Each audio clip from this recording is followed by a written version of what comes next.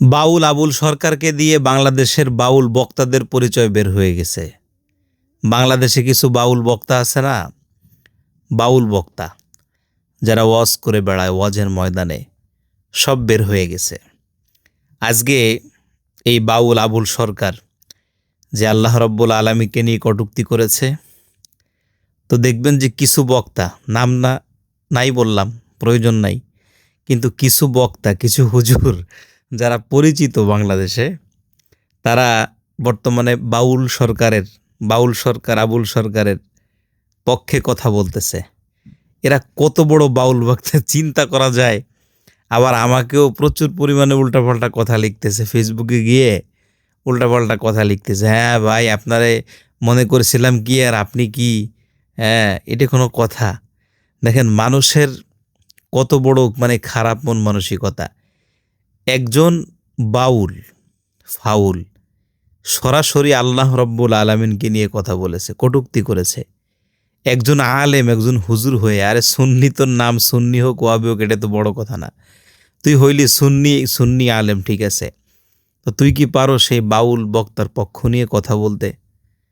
আজকে কথার দ্বারা প্রমাণিত হয়ে গেছে তোমরাই বাউল বক্তা, ঠিক আছে, কথার দ্বারা প্রমাণিত হয়ে গেছে তোমরাই বাউল বক্তা। তো আমি মনে করি যে প্রকৃতপক্ষে আহলে সুন্নাত ওয়াল জামাত যারা, তারা কিন্তু এই বাউলের পক্ষে কোনো কথা বলেনি। এটা আপনারা দেখেছেন, বাউলের পক্ষে তারাই কথা বলেছে যারা বাউল বক্তা বাংলাদেশে। মূলত যারা বাউল বক্তা, এদের ভিতরে না আছে কোরআন, না আছে হাদিস, কিছুই নাই। এদের থেকে কোরআন হাদিস সাধারণ মানুষ যারা ওয়াজ শোনে, শ্রোতা, তারা আরও বেশি জানে। আজকে বাউলদের যেরকম সমস্যা হচ্ছে, ঠিক তেমনিভাবে বাউল বক্তাদেরও সমস্যা হচ্ছে। তারাও বাউল বক্তাদের জন্য মাঠে নেমে গেছে।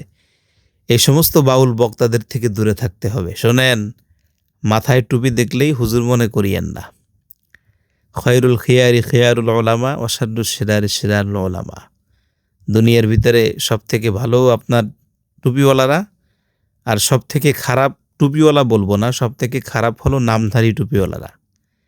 এটা মনে রাখবেন অল টাইম, ওকে? তো আজকে বাউল বক্তারা খুব কষ্টে রয়েছে। হেফাজতে ইসলামের আমির সহ আপনার ডাক্তার ইনায়েতুল্লাহ আব্বাসী সহ আরও বিজ্ঞ দেশের সর্বস্তরের ওলামা একরাম একমত হয়েছে যে এই বাউলের বিশেষ করে সর্বোচ্চ শাস্তি চাই, আমরাও চাই।